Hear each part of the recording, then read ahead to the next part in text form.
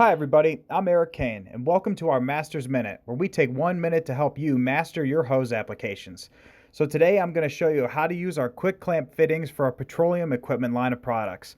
The reason they're so popular is because they're so quick and easy to make the fitting connection, but we do hear about two main issues with the installation that some may run into. The first is torquing the clamp too tight. This can damage the gasket that provides the seal to the connection. Hand tight is as far as you'd need to go. The second is not seating the gasket properly.